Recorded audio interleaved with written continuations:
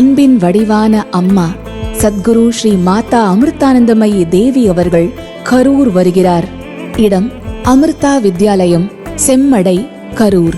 நாள் February 20. நேரம் மாலை 6 மணி.